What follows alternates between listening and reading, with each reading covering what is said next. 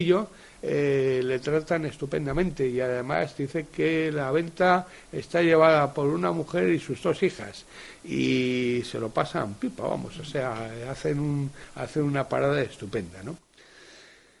La comida, bueno, pues hay de todo, ¿no? Los platos españoles, sobre todo por el uso del ajo y por el uso del pimentón, hay viajeros que no les gustan los platos españoles. Ahora, en lo que todos están de acuerdo es que el vino en España es magnífico, ¿eh? Y sobre todo, naturalmente, el que más tenía fama era el vino de Valdepeñas.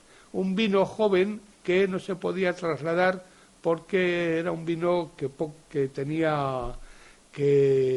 era joven y no admitía el traslado. Pero curiosamente Semple dice que es una pena que el vino de Valdepeñas no sea conocido en Inglaterra, porque si el vino de Valdepeñas fuese conocido en Inglaterra, entonces las relaciones entre los 2 países serían mucho mejores de lo que son en realidad. Luego, claro está, por supuesto, el vino de Jerez, es un vino alabado por todos.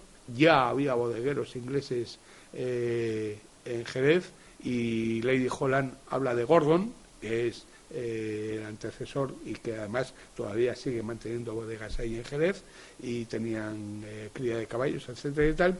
Y por supuesto el vino de Alicante. El vino de Alicante era un vino apreciadísimo, hasta tal punto de que los ingleses, y esto aunque no lo digo aquí, no lo hablan los viajeros, si lo digo de antes, lo digo por otras fuentes, los ingleses estuvieron muy interesados querían mantener relaciones con Alicante para utilizar el vino de Alicante en su armada, en los barcos del rey.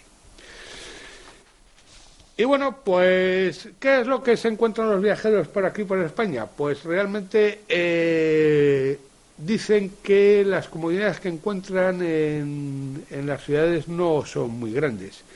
Les sorprende muchísimo que la casi inexistencia de chimeneas en España, sobre todo siendo como es el clima español en general, un clima extremo, y dice que el frío prácticamente es combatido solo y exclusivamente con braseros, que combaten mal el frío, y no se explican por qué no hay esas chimeneas. Bueno, algunas veces hay algunos viajeros que pasan por lugares señeros, como por ejemplo el Escorial y Trujillo, y entonces esos lugares, en este caso es Sucre, y como no, el que se lanzan a meditaciones furibundas románticas, ¿no? Y entonces Pizarro o el Duque de Alba o Carlos V son personajes siniestros cuya única función en el mundo había sido provocar masacres o, en fin, entonces, pero no es lo habitual. Lo habitual es que los viajeros que recorren los lugares, los caminos, estos lugares interesantes, hablan de las colecciones de pinturas que aprecian mucho, e incluso una vez más Semple en Trujillo celebra la existencia de Pizarro y brinda por Pizarro con algunos de sus amigos. Bueno, la situación de la ciencia en España no parece que les guste mucho a los extranjeros. Link, cuando llega a Madrid, se encuentra el jardín botánico, lo encuentra muy desatendido, lamenta mucho que Cabanilles esté tropezando con dificultades por parte de Ortega, que era el director entonces del jardín botánico, y espera que Cabanilles sea el siguiente director del jardín botánico, como ocurrió en realidad.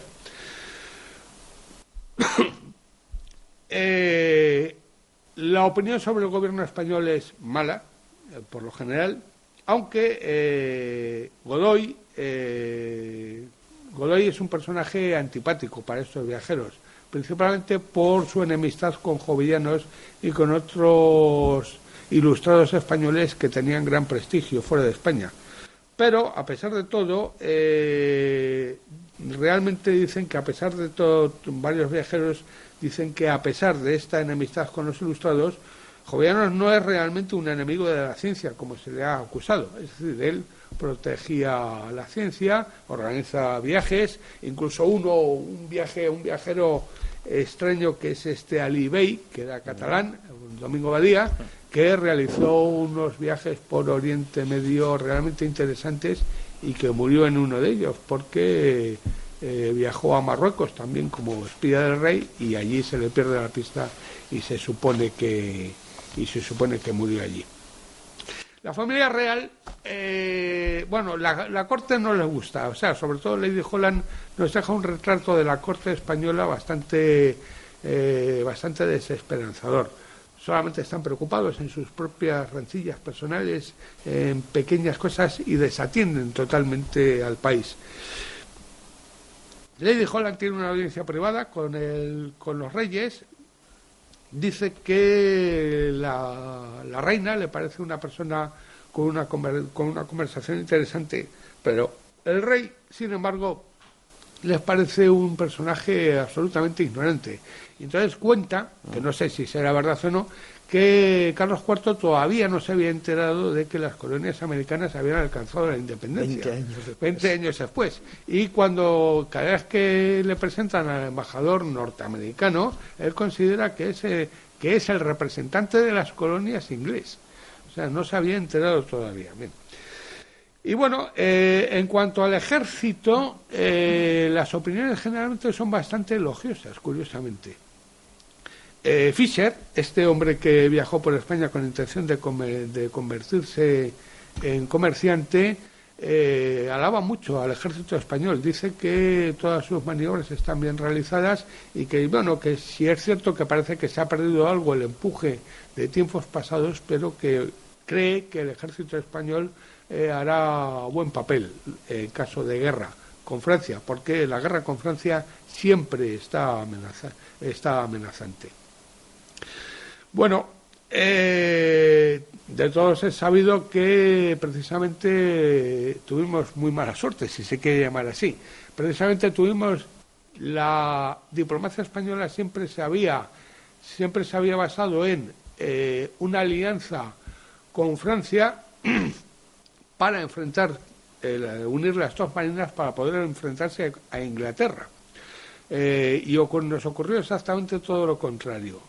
Tuvimos guerra con Francia, contra la cual no estábamos preparados en absoluto, ni nosotros ni ningún país europeo, porque tengo que recordar que aunque aquí se ha hablado muy mal de la actuación del ejército regular español en las guerras contra Napoleón, hay que recordar que realmente no había ningún ejército europeo que fuese capaz de enfrentarse con el ejército de Napoleón. Alemanes, austríacos, italianos, por supuesto, todos sus enfrentamientos con Napoleón, recibieron las que no están escritas. Y bueno, nosotros tampoco teníamos por qué ser una excepción en ese caso, independientemente de que tuviésemos mandos militares más o menos afortunados o desafortunados.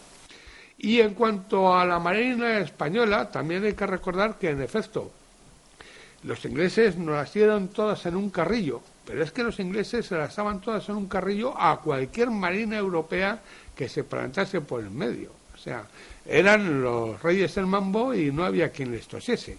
O sea que, en este caso, tengo que decir que, en mi opinión, no éramos una excepción en cuanto al resto de los países europeos.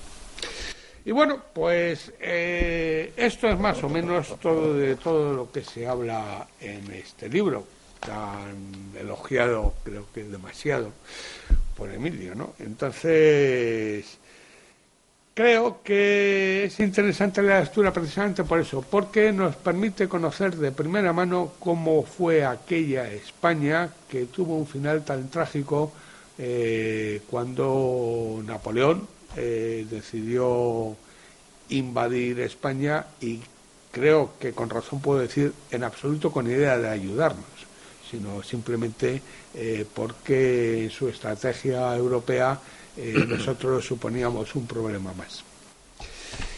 Y muchas gracias por su atención y bien.